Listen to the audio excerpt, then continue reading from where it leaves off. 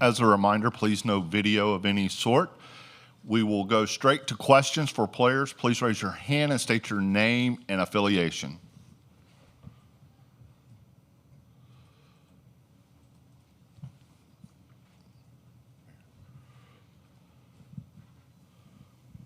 Elijah Campbell, WNKT in Columbia. I'll go give this one to Jeremiah. I mean, you guys had a pretty epic comeback there, I guess, in the last minute of this game. What's kind of the message with the team, and then as it pertained to being able to build your way back into this?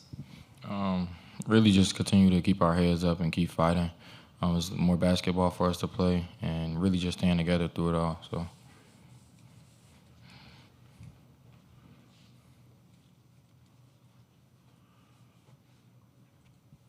And then for Jalen, too, I mean, a lot of deflections. It's really hard to get 2 steals when you really need it. A lot of teams would have just fouled. What about you guys was well-suited to be able to force those turnovers and be able to create the chaos that you did? I think just us being in those situations before, and then us just continuing to be resilient and continue to stay connected the whole game throughout that run. And even when we were down 12, just us being resilient and staying connected, that's what we were able to get those deflections. Back here.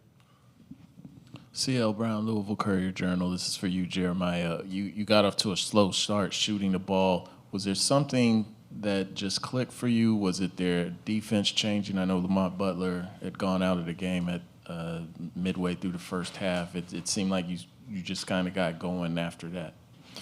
My team and the coaches just did a great job of making sure I stay confident throughout the whole game, whether the ball's going in or not. And I just want to thank you to them, the coaches and the players as well. And I think it helped a lot. Any other questions for the players? Gentlemen, you're dismissed. Thank you. Thank you.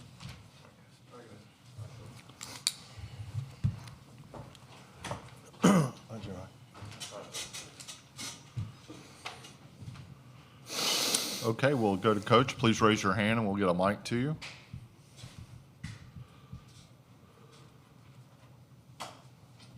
Right here. Coach, last 5 seconds of the game, obviously a lot of emotional swings, and Owe got that drive all the way down to the basket. What was kind of, I guess, the plan to keep him, or I guess to try to make Kentucky shoot the hardest shot possible? And from your perspective, how did things kind of break down? Well, first of all, I want to just say how incredibly resilient our guys have been. And not just tonight, for weeks now. You know, these guys have fought through hard, fought through adversity. We constantly talk to our guys about that proverb, fall 7, rise 8. They keep falling and keep getting up. All right, we lost 2 heartbreakers to Kentucky and Ole Miss on a last-second shot. And how do we respond from that? We have 3 straight quad 1 wins. Come back today. We got down. I mean, the opening, there was a storm. The fan base, the atmosphere, how they started, that was a storm. How we handled that has been how our team has been all year, resilient. We went on a 19-6 run to end the game up until that last 2 points. That is resiliency. Never quit, never die, staying together.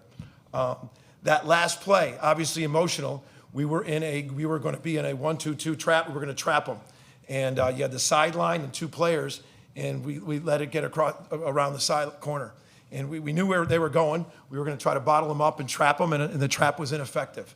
And once he gets going, once he turned the corner, you just knew. He just puts his head down, and it's hard to take a charge. It's hard to do anything. He's as fast and powerful in the country when he turns the corner. The problem was we were putting him in a box in a trap, and he turned the corner in a trap.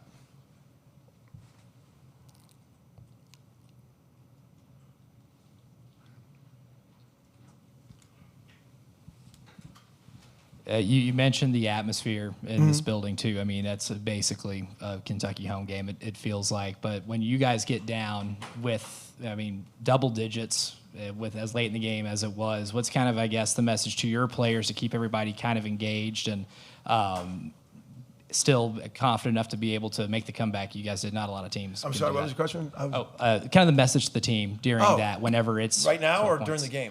During the game, when you get down 12 and it's so we were pressing. We were trying to get 2 or 3 traps before fouling.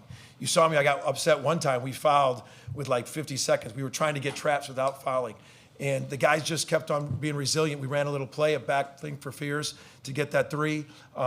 He knocked it down. And the guys were just scrambling and playing defense. And Fears made a great play at the end. We didn't have a timeout left, and I probably wouldn't have called it anyways if you had. I would have rather called it against the press. But he made a great play to come back and take the lead. Man, resilient toughness. So my message at the time was we were trying to trap without fouling until they got across half court. And at the end, we were trying to get 2-3 traps and to keep going. And that was our plan. And we got 2 steals with it. We actually got one earlier too. Kobe got one on the press. We got 3 steals against the press.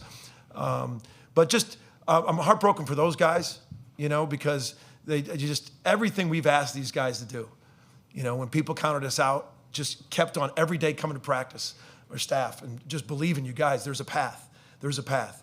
And we beat Mississippi State, and we come back and lose just heartbreakers to Ole Miss and Kentucky, and then we beat Missouri, at Texas, Georgia, 3 quad 1 wins, and just not easy to do with the schedule we've had. And I'm happy and I'm excited that we're not done playing.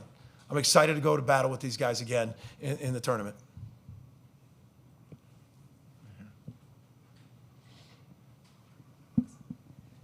Tyler Thompson, Kentucky Sports Radio. Obviously a tough finish for you guys, but what were your impressions of Kentucky after playing them twice, and specifically Otega Owe?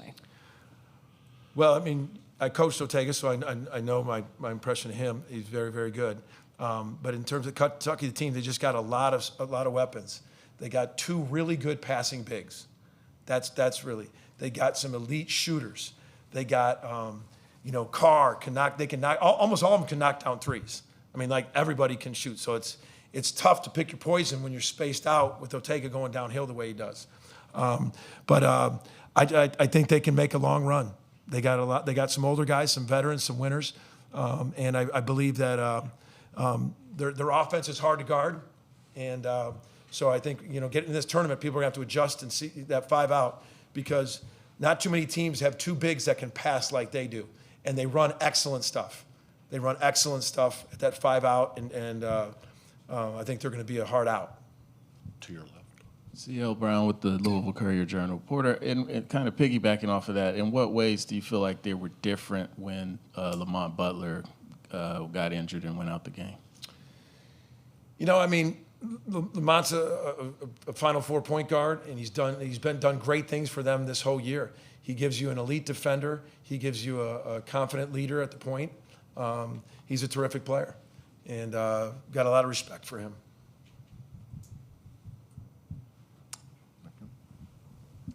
Porter, what if anything can you say to a young guy like Jeremiah Fears, who just seemed really distressed and kind of heartbroken about the way that game ended?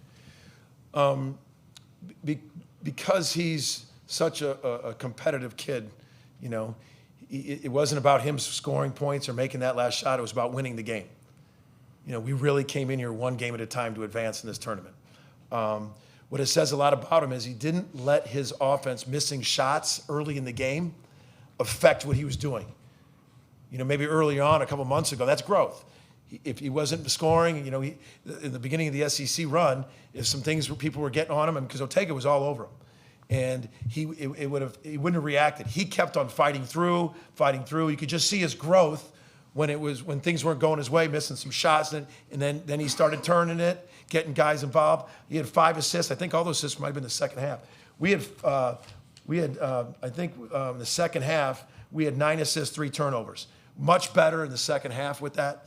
But I saw his growth, maybe early on, a couple, missing those shots that he's missed earlier might have affected the rest of his game. He still was in tune, still leading. He wasn't letting that bring him down. That's growth. Any more questions? Okay, Coach, thank you. Thank you.